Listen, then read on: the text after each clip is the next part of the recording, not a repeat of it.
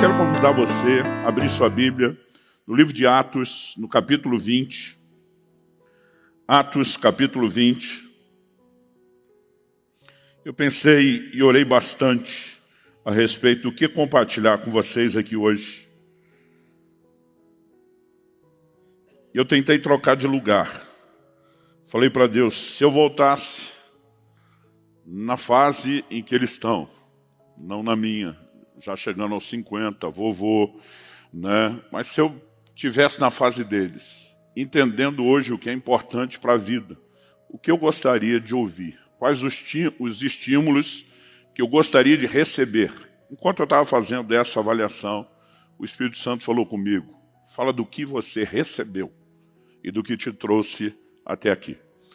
E eu entendi que eu não precisava nem imaginar, né, alguma outra coisa que eu gostaria. Muitas delas vieram ao longo do tempo, não vieram tão cedo.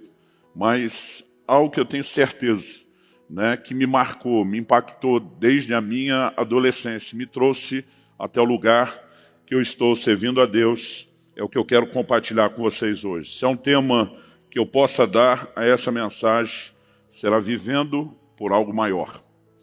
Em Atos, no capítulo 20, a Bíblia fala que Paulo marca uma reunião em Mileto com os presbíteros de Éfeso. Ele está em viagem, ele não pode se dirigir até Éfeso, e é como se, adaptando ao nosso contexto, Paulo parasse numa viagem em Campo Largo e chamasse os presbíteros de Curitiba para ir até ele e ter uma conversa lá. E o texto diz o seguinte, de Mileto, vou ler a partir do verso 17 até o 24 de Atos 20, vou ler na Nova Almeida atualizada.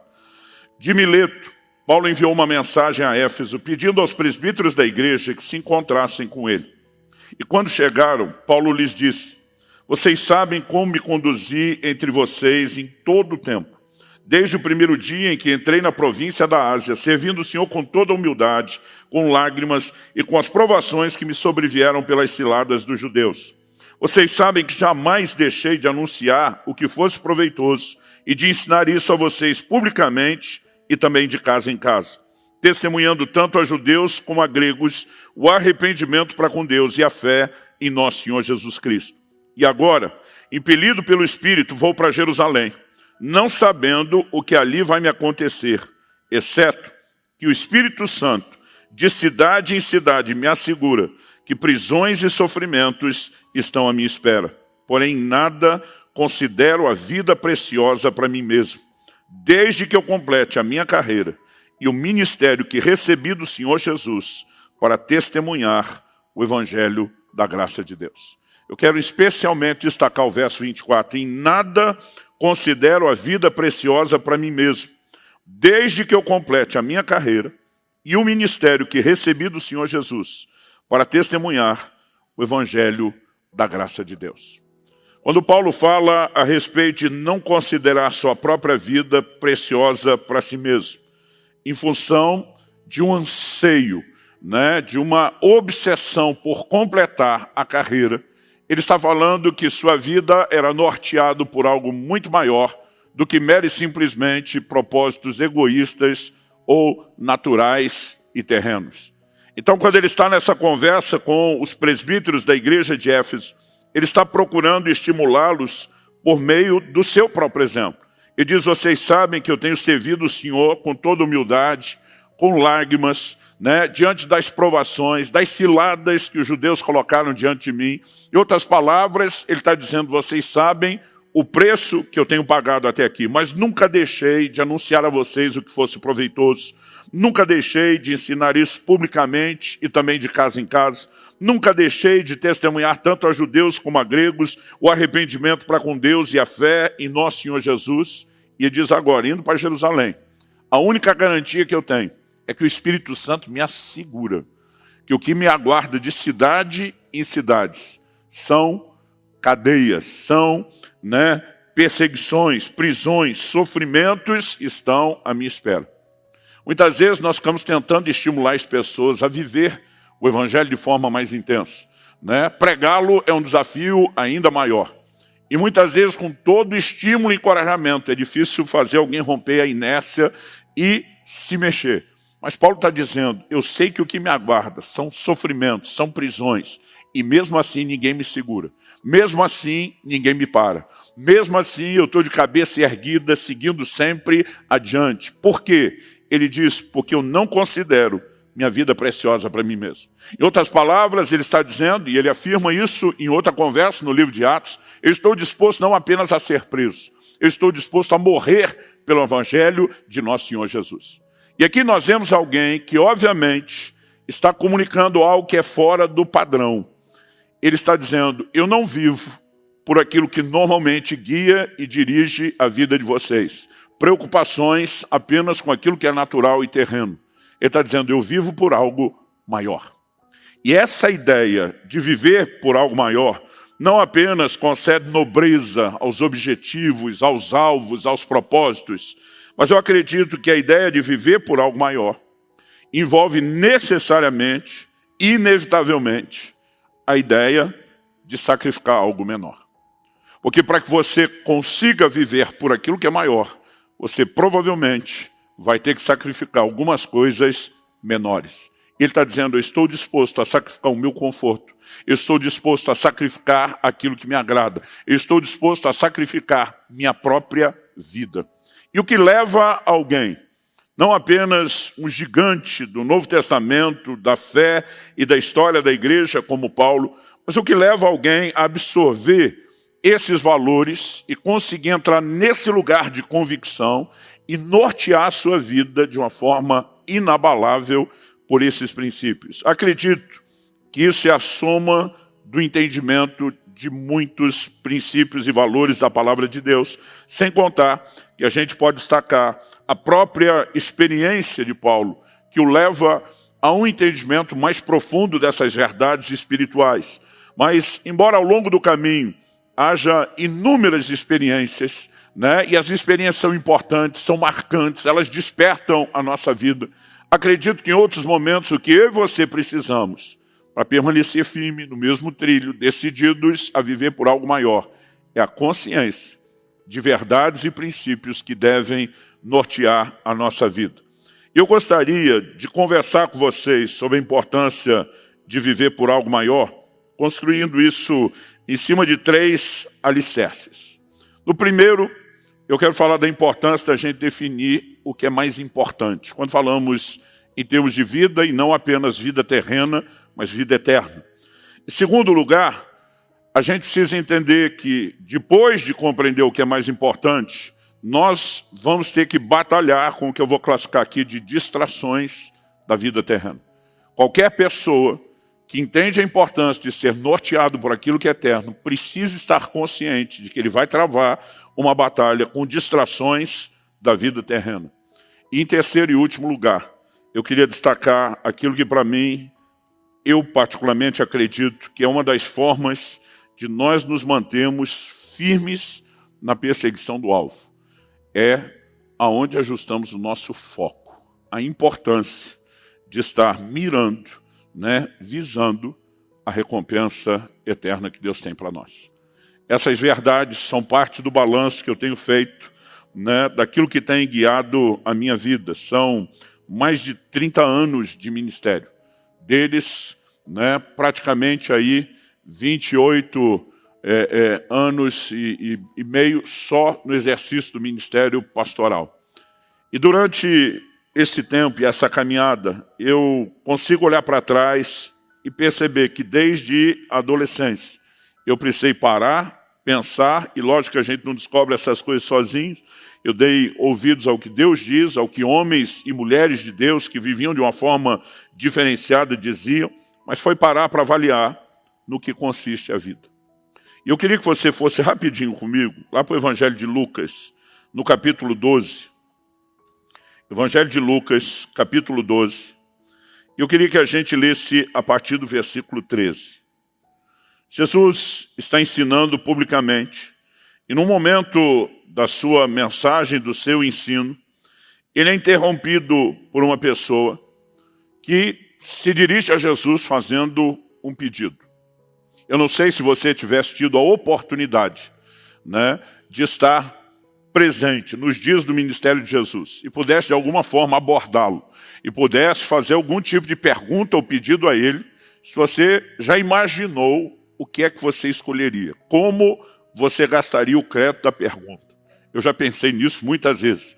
E já briguei comigo muitas vezes, mudando de ideia, né, repensando, analisando. E nós temos aqui um camarada que teve a chance que muitos de nós gostaríamos de ter. E aparentemente ele queimou a sua oportunidade. O texto diz assim, Lucas 12:13. Nesse ponto, um homem que estava no meio da multidão disse a Jesus, mestre, diga a meu irmão que reparta comigo a herança. Verso 14 diz, mas Jesus lhe respondeu, homem, quem me nomeou juiz ou repartidor entre vocês? Jesus publicamente retribui, né? Devolve a resposta daquela pergunta tola de um pedido de ajuda para repartir herança e diz, quem foi que disse que eu estou aqui para esse tipo de coisa? Quem foi que me nomeou nesse lugar e para exercer esse tipo de responsabilidade? Não bastasse essa invertida pública, no verso 15, Jesus começa a ensinar. E o texto diz assim, então lhes recomendou, tenham cuidado e não se deixem dominar por qualquer tipo de avareza, porque a vida de uma pessoa não consiste na abundância dos bens que ela tem, que ela possui. Quando Jesus pega o pedido daquela pessoa, que é um pedido de ajuda para a repartição da herança dos bens materiais, e simplesmente ele diz, tenham cuidado e não se deixem dominar por qualquer tipo de avareza, ele diz, falando no pedido que esse tolo me fez, e ele simplesmente, publicamente, agora vai falar contra a avareza. Em primeiro lugar, eu não queria estar na pele desse cidadão.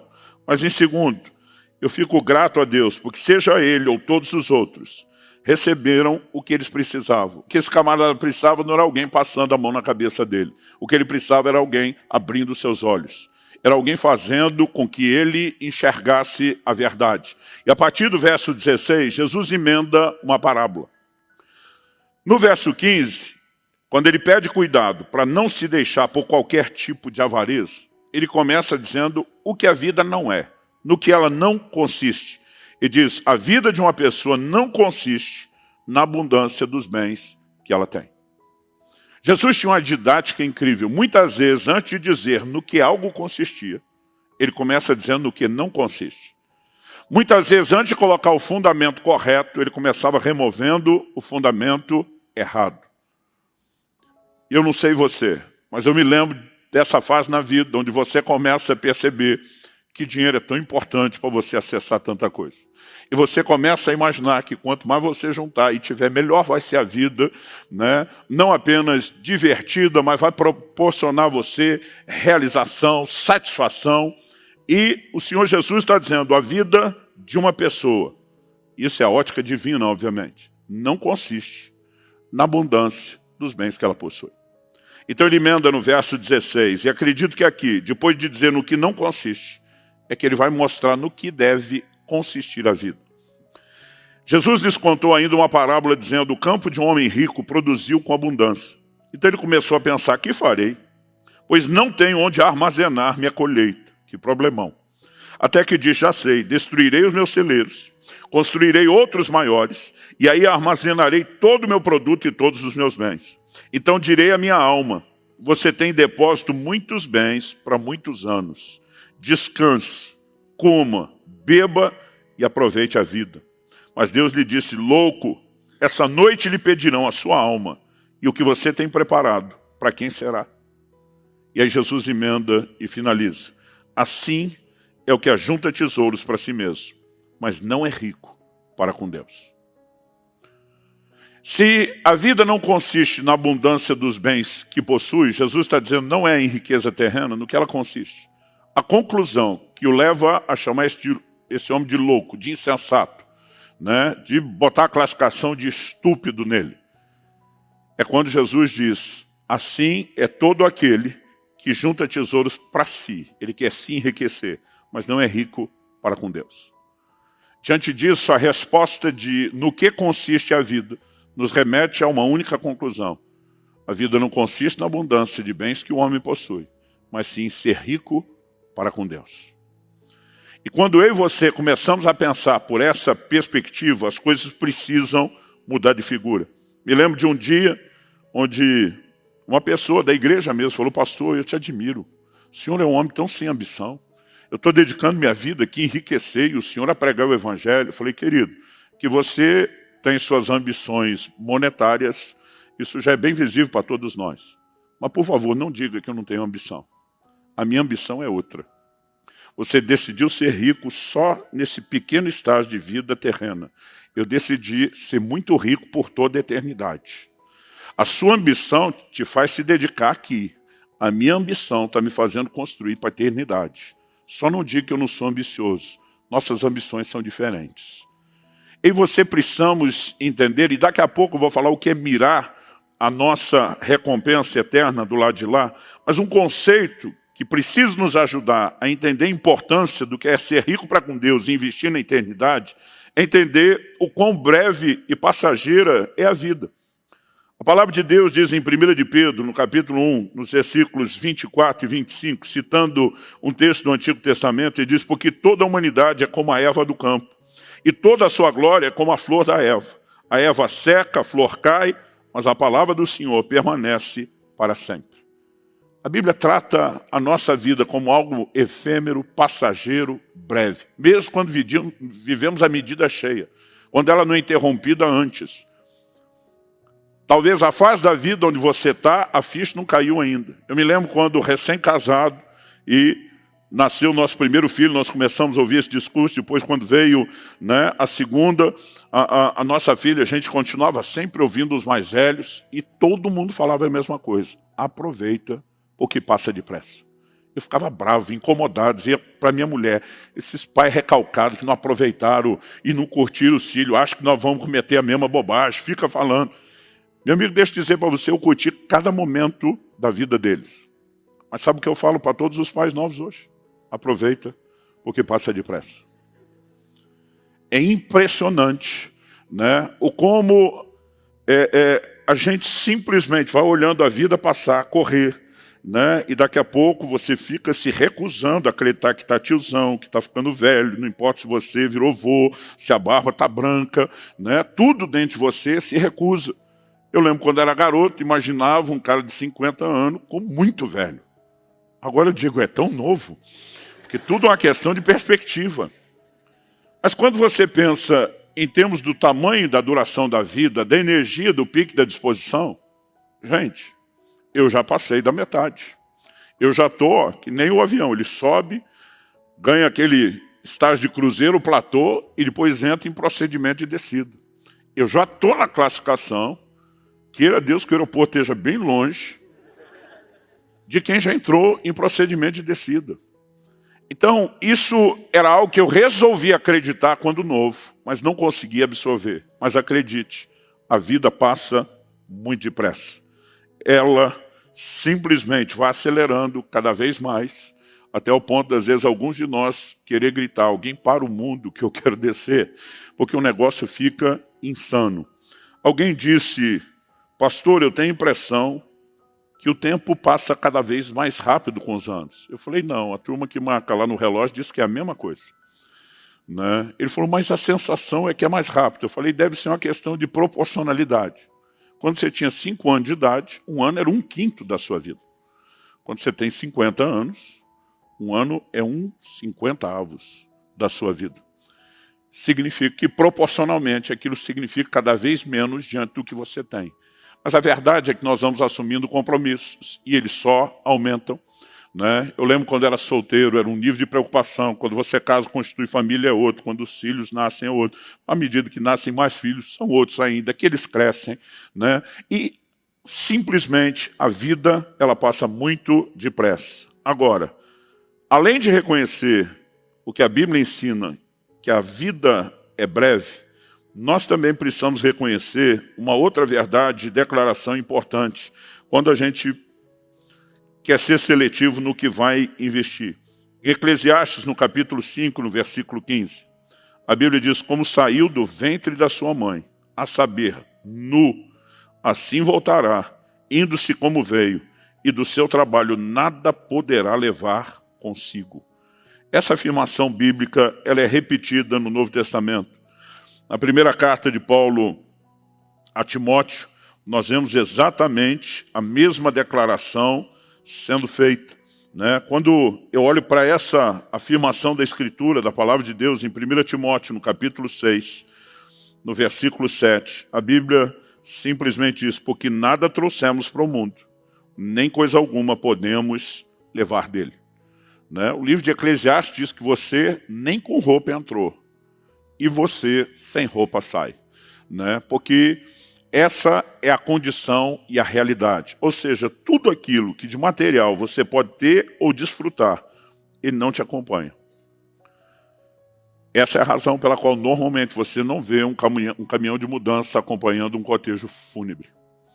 Embora na antiguidade os faraós fizeram isso, enchiam as suas tumbas, que continuam até hoje sendo descobertas, todo tesouro está lá. Eles não fizeram uso de nada disso depois que morreram. Agora, sabe o que é curioso? A Escritura nos mostra que eu e você podemos levar uma única coisa dessa vida. E essa única coisa que eu e você podemos levar, diz o livro de Apocalipse, no capítulo 14, no versículo 13. Então ouvi uma voz do céu dizendo: escreva, bem-aventurados os mortos, que desde agora morrem no Senhor. Sim, diz o Espírito, para que descansem das suas fadigas, pois as suas obras os acompanham. Você pode repetir isso comigo? Diga: as suas obras os acompanham. Nós não vamos levar nenhum dinheiro, nós não vamos levar nenhum bem, nós não vamos levar absolutamente nada dessa terra, a não ser uma única coisa. A Bíblia diz: o que fazemos, nossas obras nos acompanham. Nos acompanham para onde? Para um lugar onde compareceremos depois da morte. A Bíblia diz no livro de Hebreus, no capítulo 9, no verso 27, ao homem está ordenado morrer uma só vez, vindo depois disso o juízo. Então depois da morte haverá prestação de contas, haverá julgamento. E no julgamento, que será levado em conta e tratado, diz respeito às nossas obras. Quando eu e você começamos a entender o que é mais importante, quando eu e você começamos a compreender essas coisas, aí o nosso foco começa a se ajustar melhor naquilo que é eterno. O Senhor Jesus diz em João no capítulo 6, no verso 27, trabalhem, não pela comida que se estraga, que perece, mas pela que permanece para a vida eterna, a qual o Filho do Homem dará a vocês, porque Deus, o Pai, o confirmou com o seu selo. Hoje em dia a gente pensa no trabalho não só como meio de sobrevivência, mas de ampliar o conforto. Na antiguidade, eles pensavam em essência na sobrevivência. Mesmo o homem rico que falou: vou encher os celeiros, ele diz: vou parar de trabalhar, vou curtir a vida, porque eu tenho sustento para muitos anos. Hoje em dia, a nossa vida é relativamente mais fácil. Você imagina a época onde o camarada acordava e não tinha nenhum mercadinho, nenhuma loja de conveniência. Ele normalmente tinha que comer daquilo que plantava, ou tinha que caçar alguma coisa. As comidas não eram preparadas rápidas como hoje. Você joga um miojo, 3 minutos no fogo, está cozido. Não tinha isso. Você vai ver situações desde o Velho Testamento até o Novo. A Bíblia diz em Atos 10 que Pedro estava com fome. O povo disse: nós vamos preparar a comida para você. Ele diz: vou no telhado orar. A comida não saía rápido, gente. Eles normalmente iam matar o bicho, limpar o bicho, salgar o bicho, assar o bicho. O negócio não era assim tão rápido. E muitas vezes a pessoa trabalhava o dia inteiro para ter o que comer no próximo dia. Enquanto ela garantiu a comida do próximo dia, no próximo dia ela tinha que caçar de novo para garantir a do outro dia. Hoje nós ainda pensamos num pouquinho mais, quando falamos de uma produtividade que pode dar um pouco de conforto, mas Jesus está dizendo: não trabalhem pela comida que perece. Trabalhem por aquela que permanece para a vida eterna. Eu vejo hoje em dia uns crentes pagando uma fortuna para uns coaches. Eu não estou falando contra isso. Priorize e organize a sua vida, mesmo que isso custe algum investimento. O que eu não entendo é uns camaradas pagar tão caro para uns coaches, que às vezes até besteira falam, e não ouvir o conselho que Jesus, que para rebaixá-lo, a gente poderia chamá-lo de o maior de todos os coaches. Mas essas pessoas pagam para ouvir alguém aqui e não ouvem o que Jesus do lado de cá está falando de graça. Ele diz, não trabalhe pela comida que perece. Trabalhe pela que permanece para a vida eterna. Se eu e você não definirmos o que é mais importante, nossa vida vai seguir sem rumo ou vai seguir o rumo errado. A segunda coisa que eu entendo é que mesmo quando você entende, compreende isso, você precisa entender que a vida terrena está cheia de distrações. No Evangelho de Marcos, no capítulo 8, Jesus fala de uma característica da vida cristã que não é tão popular. O verso 34 de Marcos 8 diz, então convocando a multidão, e juntamente seus discípulos, Jesus lhes disse, se alguém quer vir após mim, negue-se a si mesmo, tome a sua cruz e siga-me. De novo, a ideia de que se você quer viver por algo maior, tem que sacrificar algo menor. Ele disse, você quer vir após mim? Você quer ser meu discípulo? Deixa eu te dizer, é do meu jeito, não é do seu. São os meus valores, não são os seus. São as minhas regras, não são as suas. Depois de dizer isso, nosso Senhor continua e diz, dito isso, pois quem quiser salvar a sua vida, a perderá. E quem perder a vida por minha causa e por causa do Evangelho, esse a salvará. De que adianta uma pessoa ganhar o mundo inteiro e perder a alma? O que daria uma pessoa em troca da sua alma? Jesus, obviamente, aqui está destacando valores. E disse, você quer ser meu discípulo? Deixa eu te dizer o preço, tem que tomar a cruz. Quer tomar a cruz? As pessoas confundem isso. Um dia um rapaz me apresentou a sogra, falou, pastor, deixa eu te apresentar a minha cruz. Eu fiquei sem entender, eu falei, como é que é? Ele falou, minha sogra. Eu olhei e falei, é uma santa mulher de Deus, ouvi esse desaforo e não retribuí. Né? Mas o que eu e você precisamos entender é que cruz, diferente do que muitas vezes a gente usa, não é problema ou dificuldade. Quando Jesus foi sentenciado à morte por crucificação, que era uma das formas de execução mais comuns do Império Romano, ele foi obrigado a carregar sua cruz até o lugar da crucificação. Isso era uma confissão e uma admissão pública para todo mundo que o assistia carregando a cruz. Eu fui sentenciado à morte. Sou um condenado à morte. Jesus está dizendo que quer ser meu discípulo? Pega a sua cruz e assuma diante do mundo inteiro que você vai ter que morrer para você. Você não tem mais o direito de viver para você, se quiser ser meu discípulo. Em outras palavras, ele está dizendo, assuma a sentença de morte. Mas aí ele diz assim no verso 35, quem quiser salvar sua vida, vai perdê-la. E quem perder sua vida por minha causa, por causa do Evangelho, esse a salvará. Às vezes eu li uns textos que não entendia, pensava, Deus, Senhor, é do contra. O que se humilhar vai ser exaltado, o que exaltar vai ser humilhado. Parece que o Senhor quer sempre ir na contramão. O cara tentou salvar, perde. Tentou perder, salva. Na verdade, o que eu e você precisamos entender é que Jesus acabou de anunciar, você vai morrer para si. Aí diz assim, quem quiser salvar a sua vida, e salvar a sua vida é escapar da cruz. Aí vai perder. É aí que vai dar ruim. A perda não é a cruz, a perda é você fugir da cruz. Mas aí depois ele diz, mas quem perder a sua vida por minha causa e por causa do Evangelho, acertar a cruz, morte para si mesmo, esse a salvará. Ele não está falando nem da salvação eterna, mera e simplesmente. Ele está falando de, muitas vezes, pessoas que querem se poupar da privação em nome de vamos divertir, elas viverão as maiores perdas. Gente que aceita a perda, vamos nos privar do que é necessário, viverão os maiores deleites. Quem está entendendo, diga amém. Aí depois ele pergunta, de que adianta a pessoa ganhar o mundo inteiro e perder sua alma? Que daria uma pessoa em troca da sua alma?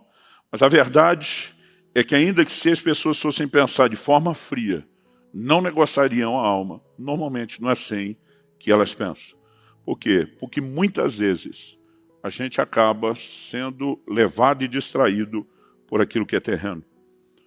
A pregação contemporânea do Evangelho tem focado demais aquilo que é terreno.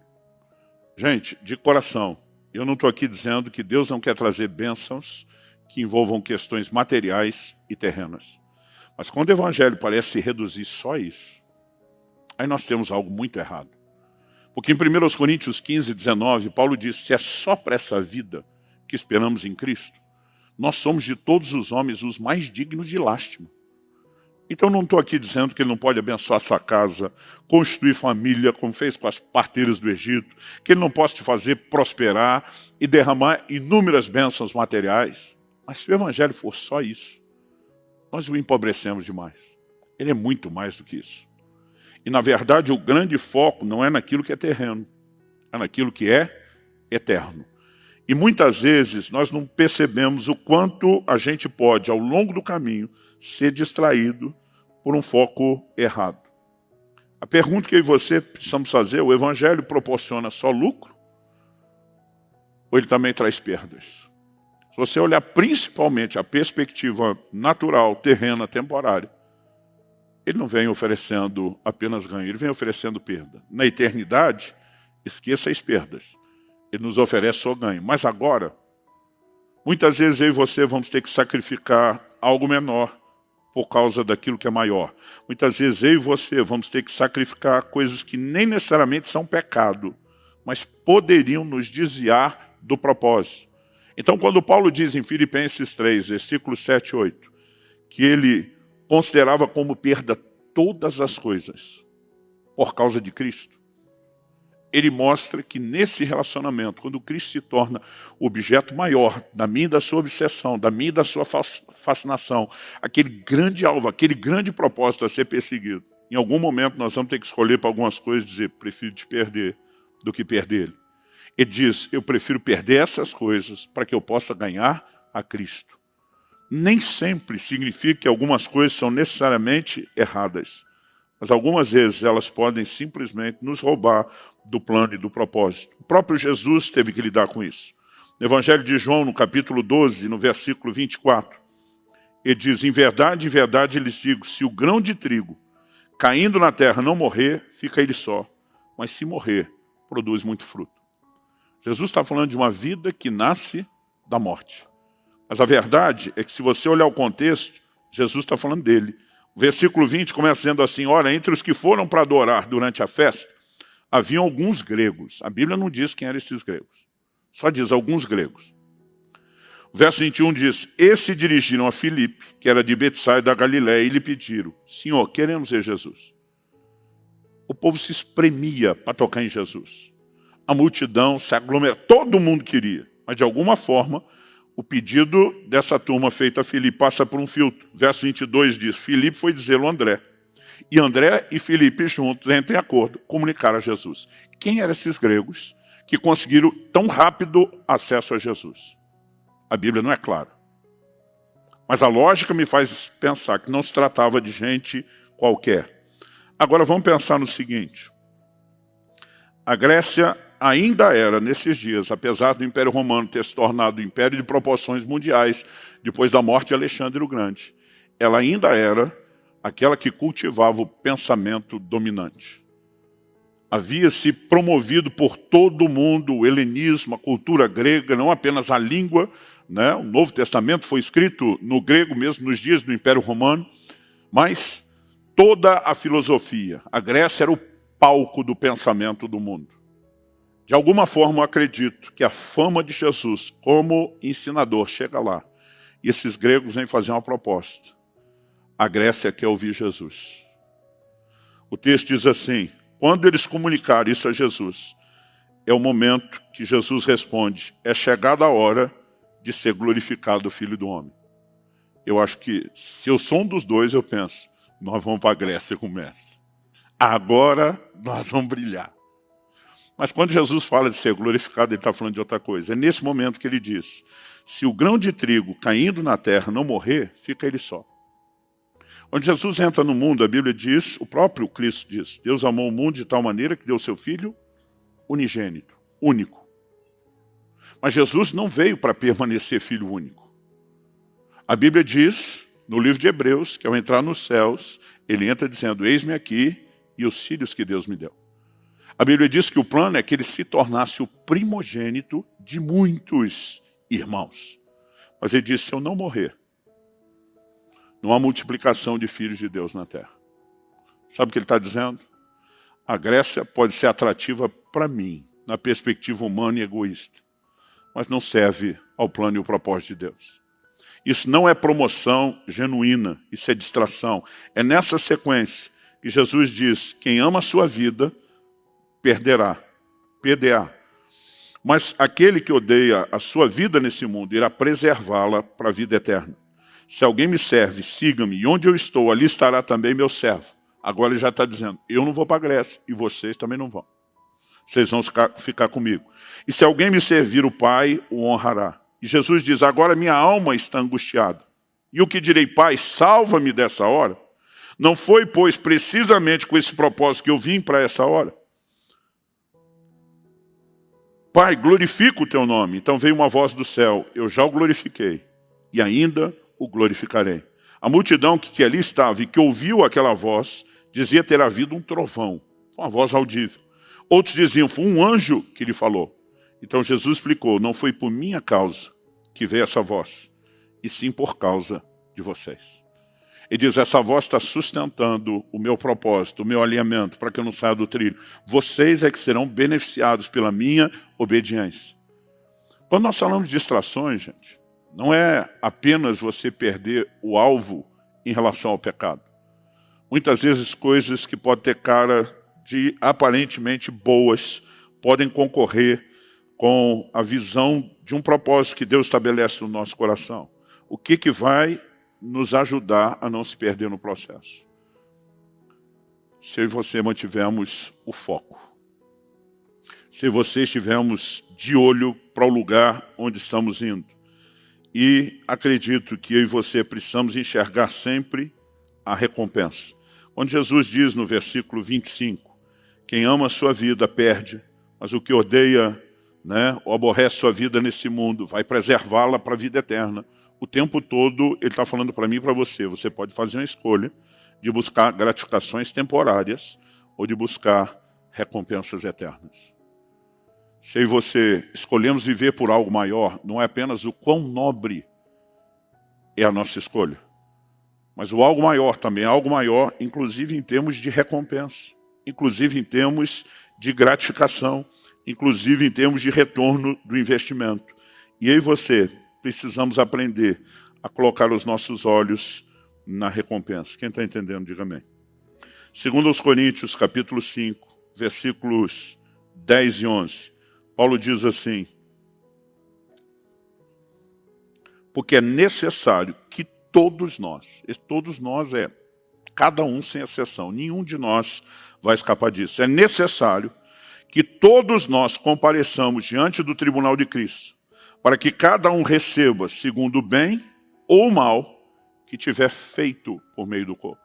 Lembra de Apocalipse 14, 13, que as nossas obras nos acompanham? Para onde elas nos acompanham? Para o tribunal. Se forem boas obras que merecem recompensa, a recompensa nos acompanhará por toda a eternidade.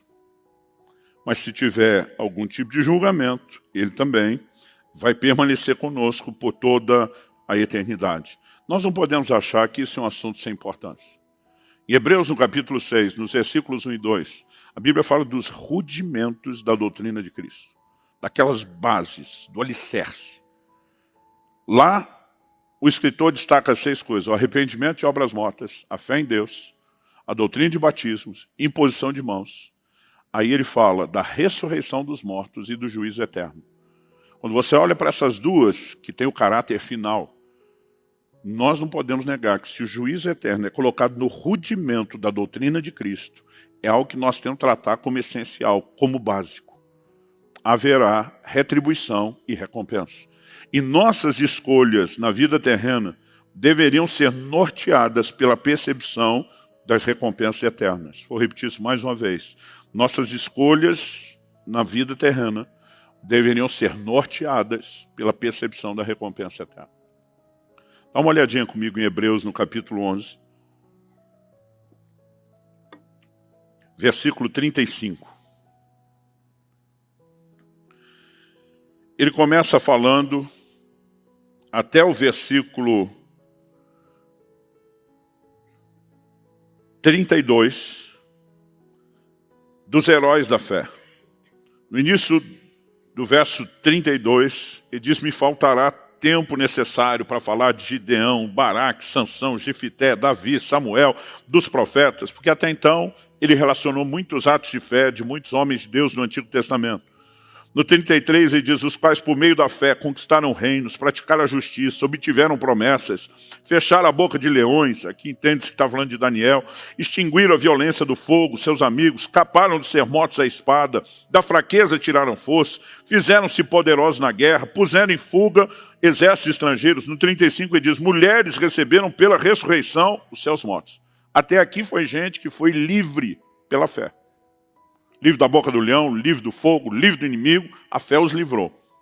Mas agora ele muda o tom e diz, alguns foram torturados. Não porque a fé não funcionaria para livrá-los. Ele diz assim, não aceitando o seu livramento, para obterem superior ressurreição.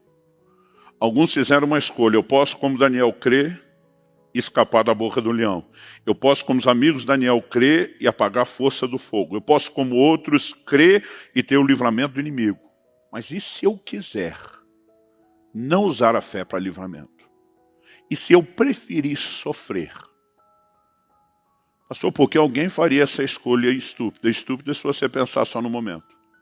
A Bíblia diz que eles estavam de olho numa superior ressurreição. Então, nos rudimentos da doutrina de Cristo, a Bíblia fala da ressurreição dos mortos, depois do juízo eterno. O que se segue à morte, no tempo do fim, será a ressurreição. O que se segue aos dois é a recompensa e o juízo. Quando eu e você começamos a entender o que a Bíblia ensina sobre isso, em 1 Coríntios, no capítulo 15, por exemplo, o apóstolo Paulo, ele fala que há uma distinção, quando ele está falando, né, do corpo ressuscitado, ele diz no verso 40, também há corpos celestiais e corpos terrestres. E sem dúvida, uma é a glória dos celestiais, outra dos terrestres. Uma é a glória do sol, outra a glória da lua, outra das estrelas. E diz até entre estrela e estrela, a diferença de glória. E diz no mesmo padrão de corpo, vai ter diferença de glória. Quando chegar a ressurreição, nem todos ressuscitam com o mesmo nível de glória. Entenda, absorva e assimile essa verdade. O céu não tem regime socialista. Ele é igualitário no sentido de salvação, do valor que cada um tem, não de retribuições. Nós colhemos aquilo que plantamos. Isso é determinado por Deus, esse é o padrão de justiça divina. Cada um será recompensado de acordo com aquilo que fez, com o nível da sua doação, com o nível da sua entrega. Esses camaradas estão diante da morte, diz, a gente pode crer e ser livre, mas a gente pode escolher não crer, mirando uma superior ressurreição. E Deus diz, pode. Ele diz, então nós escolhemos morrer. Por quê? Essas pessoas entendem que há algo muito maior do que essa vida terrena de curta duração. Quando Estevão está diante daquele momento onde vai ser apedrejado, ele não faz nenhuma oração por livramento. Ele apenas ora e diz, Senhor, não lhes impute esse pecado. Em outras palavras, ele está dizendo, eu vou aceitar esse apedrejamento, eu nem vou orar por livramento. Mas a Bíblia diz que cheio do Espírito Santo, seus olhos se abrem. E a Bíblia diz que ele vê Jesus em pé, à direita do trono de Deus. Eu não sei você, eu fico enlouquecido, quase surtado com esse texto. Porque em toda a Escritura a Bíblia fala de Jesus sentado à direita de Deus. Era um conceito cultural que eles entendiam. Quem tinha autoridade ficava sentado. Quem ficava em pé era o plebeu que estava na frente de quem tinha autoridade. Quando a Bíblia fala de Jesus em pé, para mim é uma das maiores honrarias que Estevão podia receber. Para mim ele está dizendo, um cara como você, que valoriza o que é eterno, que me honra até o fim, até o último suspiro, eu me levanto do trono para receber com honra aqui no céu. E se existe algo que deveria nortear a minha e a sua vida, é essa disposição que nasce de um entendimento de viver por algo maior. Como eu falei antes, eu não sou uma pessoa, eu não me considero desprovido de ambição. Minha ambição é outra. Eu decidi que eu queria ter algo que durasse por toda a eternidade.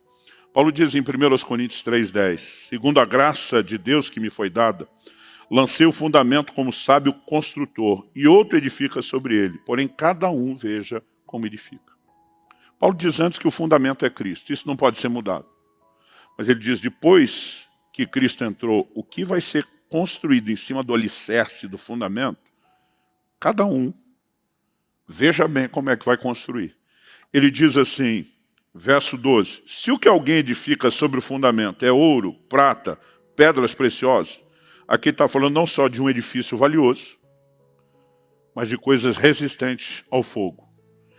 Aí ele continua a lista e diz, madeira, feno, palha. Aqui ele não está falando só de um edifício, de um tipo de casa ou moradia que não tem tanta honra, mas ele está falando de coisas que não resistem ao fogo.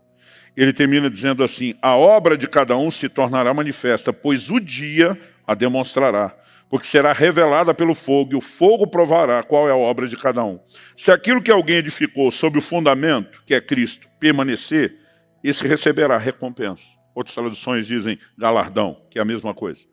Se a obra de alguém se queimar, esse sofrerá dano. Porém, ele mesmo será salvo, mas como que através do fogo? A Bíblia faz uma diferença entre salvação e galardão. Se o que eu e você construímos para a eternidade não resiste ao fogo, você entra salvo, mas sem galardão. Como dizia um amigo meu, salvo, mas sapecado pelo fogo. Ele diz, mas se o que você edificou, se você se empenhou, se esmerou, e sobreviver ao fogo, e fogo na Bíblia tem essa ideia de juízo, Deus está dizendo, então você vai ter galardão. Gente, eu não sei qual é o sistema de recompensa eterna, mas algumas coisas me deixam muito, mas muito seguros. Em primeiro lugar, Deus é justo e qualquer que seja o seu sistema de recompensas, não será jamais injusto. Hebreus capítulo 6, versículo 10 diz, porque Deus não é injusto para se esquecer das vossas obras. Então isso é uma garantia. Segundo, ele além de justo, é generoso e criativo. Eu fico imaginando se ele caprichou tanto nesse mundo, onde a gente gastaria tão pouco tempo, o que é que não nos aguarda, onde eu e você vamos passar a eternidade. Mas algumas escolhas têm que ser feitas, e elas derivam de um entendimento correto no que é que eu e você vamos investir. Eu muitas vezes dizia, desde garoto, que eu descobri que algumas coisas, elas não são experimentadas por qualquer um, ou são desfrutadas por milionários ou por missionários. Quando eu descobri que essa outra categoria também conseguia, ao longo do caminho, não juntar nada para si, mas muitas vezes desfrutar de coisas especiais, falei para Deus, estou no time de cá. Mas um dia ele falou para mim, e se você não tivesse essas coisas? Eu falei, no início eu não entrava. Agora que eu entendi a alegria que elas proporcionam, né? O investimento eterno que isso é. Falei, eu também fico do lado de cá. E depois de mais de 30 anos de ministério, onde durante boa parte do tempo eu vi muita gente me chamar de tolo. Dizer, você não está pensando em você, você não está pensando na sua família, você não está pensando no seu futuro. Eu só dizia, anote uma coisa, que daqui a uns anos a gente conversa. Deus não é injusto. E se o dia que eu terminar minha vida não tiver um centavo no bolso, não tiver onde nem cair morto, falei, o problema também não é meu, é de vocês que vão ter que me enterrar. Eu falei, o que importa é aquilo que nós vamos desfrutar por toda uma eternidade. Hoje, se eu olho para trás, percebo algumas das boas escolhas que eu fiz, orientado por gente que conhecia o Senhor e a palavra, e obviamente isso foi se consolidando ao longo do tempo, né? À medida que eu mesmo consegui enxergar e entender essas verdades nas Escrituras, eu acredito que isso se deriva de um entendimento que me levou a uma decisão. Eu quero viver por algo maior. Agora, os grandes heróis de Deus não são encontrados só nas páginas da Bíblia, em épocas milenares, muito longe e distante dos nossos dias. O avivamento morável, poucos séculos atrás, nos mostrou que é possível um grupo de pessoas se voltar para Deus de uma forma única e singular. Eles tiveram uma reunião de oração que durou mais de 100 anos, ininterruptamente funcionando. Desse despertamento pela presença, paixão por Deus e pelos seus valores, um dos maiores movimentos missionários da era moderna da igreja se despertaram. Esses camaradas saíram levando o evangelho por todo o mundo. Agora, conta-se a história de dois deles que vieram para a região, para as ilhas da América Central, e souberam e tiveram a notícia que o dono da ilha tinha milhares de escravos trabalhando e que não havia cristãos nem igrejas entre eles. Eles escrevem cartas pedindo permissão para poder entrar a pregar o evangelho. E o dono nega. E diz, ninguém tem permissão de entrar aqui, a não ser que entre como escravos. Ele escreve uma outra carta. E eles oferecem vender a sua liberdade para entrar como escravos na ilha. E eles precisavam vender a liberdade para ter o dinheiro da passagem. A história acabou não se concretizando dessa forma por questões legais. Na época, eles não eram negros, não se encaixavam no padrão da escravatura, mas eles não sabiam que o processo final seria legalmente derrubado. Eles se dispõem a irem até o fim. No dia que entram no barco, estão para se despedir, aquele momento de choradeira de famílias, amigos e parentes, porque não há viagem com retorno. Eles nunca mais seriam vistos por ninguém. Era uma despedida permanente. Esses dois gritam do barco uma frase que acabou se tornando o lema, o grito de guerra do movimento morável. O grito deles foi que através de nossas vidas, o cordeiro que foi imolado receba a recompensa do seu sofrimento. Isaías 53 fala sobre Jesus e diz, ele verá o fruto do penoso trabalho da sua alma e ficará satisfeito. Todo investimento, toda abnegação, todo o sofrimento dele por mim e por você é recompensado quando eu e você decidimos servi-lo, mas também é recompensado quando eu e você entendemos o que Paulo diz em 2 Coríntios 5,14, que o amor de Cristo nos constrange.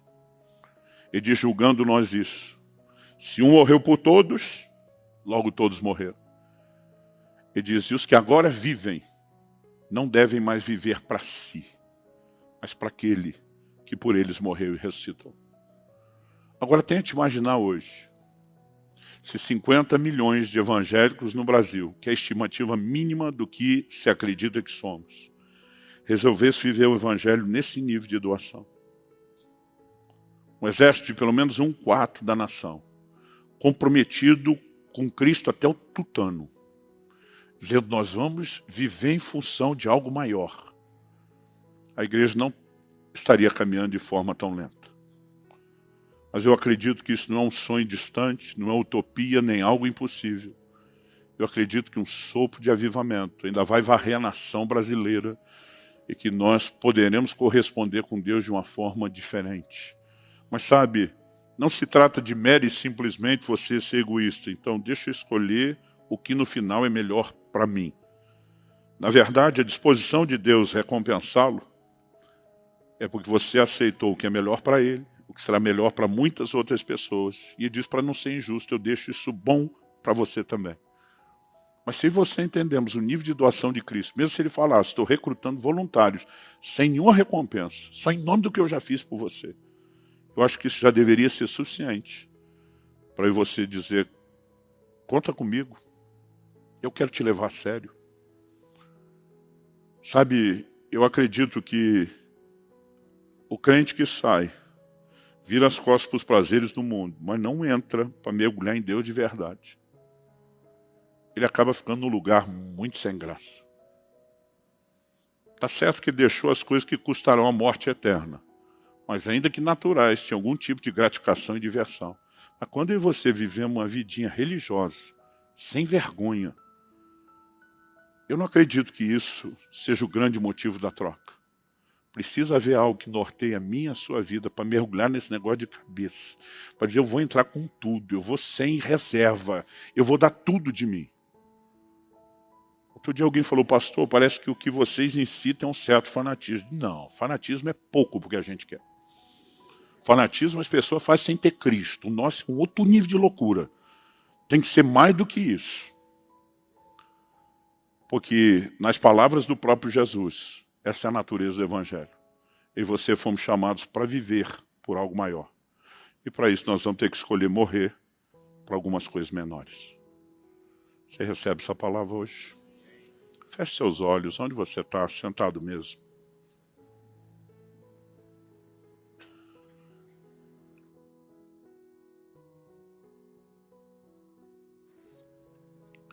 Espírito Santo, Nós precisamos da sua ajuda. Eu tentei da melhor forma possível, debaixo da tua liderança e direção, compartilhar aquilo que tem norteado a minha vida por tantas décadas. Mas se o Senhor não vivificar essa palavra, terá sido só um discurso, e um discurso que sequer será útil.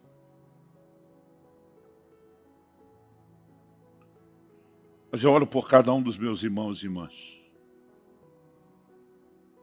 Eu sei que nesse grupo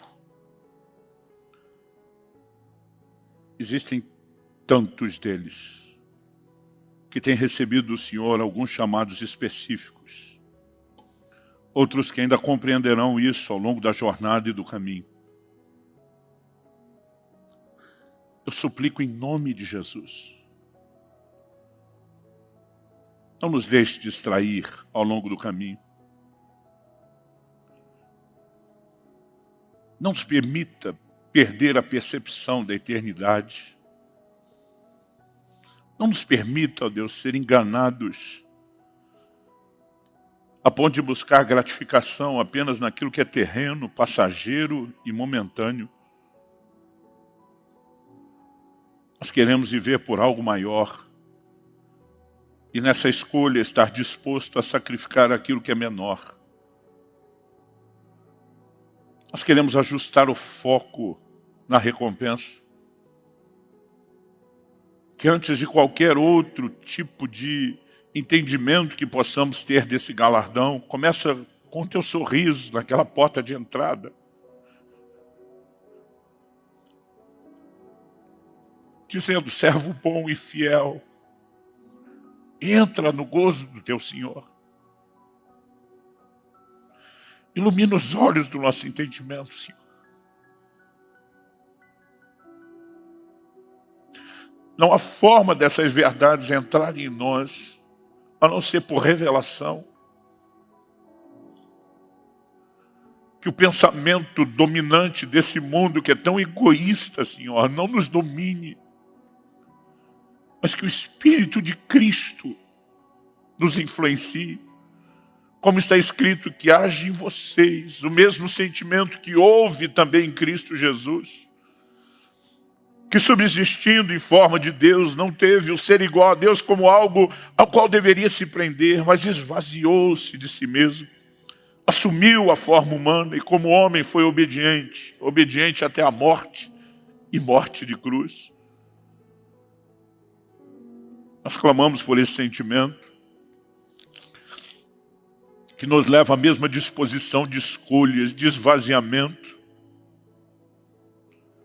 mas que também um dia determina um outro nível de recompensa. E é por isso que a tua palavra diz, pelo que também Deus o exaltou soberanamente, e lhe deu um nome que está acima de todo nome, para que ao seu nome se dobre todo o joelho, de toda a criatura nos céus, na terra, debaixo da terra. Queremos viver tanto o sentimento de Cristo, que nos leva à disposição de entrega, como também as recompensas eternas. Essa vida é tão curta, Senhor, mas é a oportunidade que temos de entesourar para a vida eterna. Porque a vida do homem não consiste na abundância de bens que ele possui, mas sim ser rico para com Deus. E a riqueza para com Deus não é apenas a escolha de rendição. Ela começa com isso, mas envolve entesourar para a vida eterna. Nós queremos ser úteis ao Senhor. Queremos fazer diferença na nossa geração. Queremos viver o Evangelho de verdade, de forma completa e intensa. E nessa noite, Senhor, queremos, por um lado, nos arrepender de muitas vezes ter um foco tão egoísta,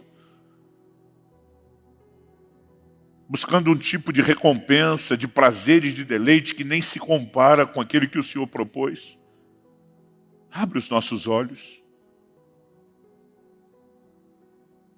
Só o Senhor pode nos levar a esse lugar de entendimento e compreensão. Isso sim norteará nossas escolhas. Queremos escolher com sabedoria e semear para a eternidade, investir para a eternidade. Se ao longo do caminho o Senhor nos permitir de alguma forma desfrutar ao longo dessas escolhas de recompensas terrenas, que elas venham, mas não dependemos delas, Senhor.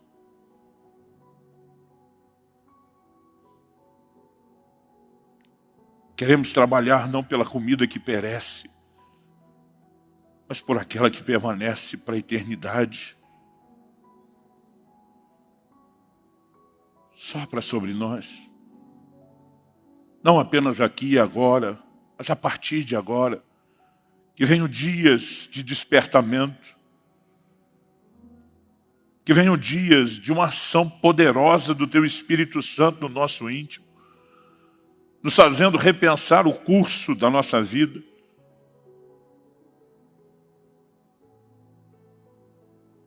Antes que chegue aquela fase de arrependimento tão comum a todos na velhice. Razão pela qual a Tua própria palavra nos adverte no livro de Eclesiastes.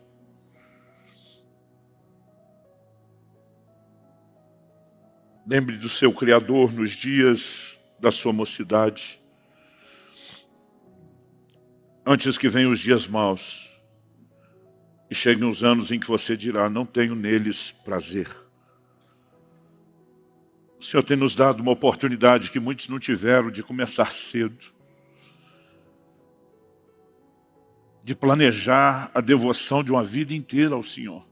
Nós não queremos desperdiçar isso. Mas por outro lado sabemos que, como diz 1 Coríntios 2,14, o homem natural não entende as coisas do Espírito e para ele são loucura. É por isso que nós estamos clamando por discernimento espiritual. Ilumina os olhos do nosso entendimento, abra a nossa mente e o nosso coração. Permita-nos acessar um nível de compreensão dessas verdades como nunca antes. Mesmo aqueles de nós que já alcançamos parte disso, nós queremos entender numa nova medida. Dispostos a sacrificar e te oferecer qualquer coisa, Senhor. Qualquer coisa.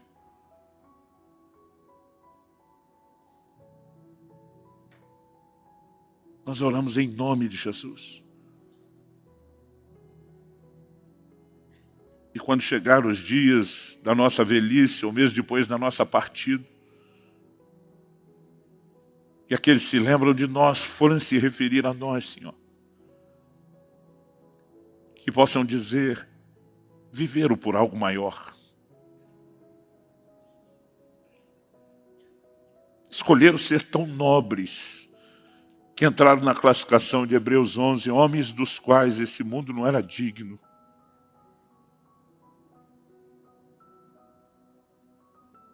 É o que nós te pedimos em nome de Jesus. Em nome de Jesus. E para a glória do teu nome mesmo.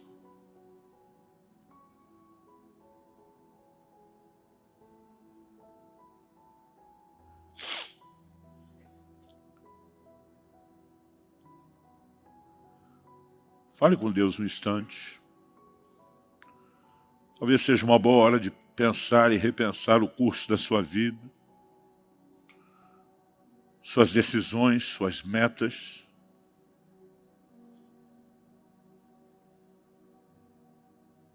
Talvez seja a hora de fazer alguma entrega específica a Deus.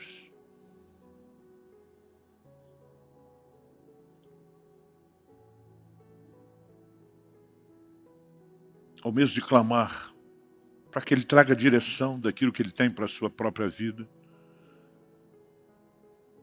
De modo que você possa se ajustar e se alinhar.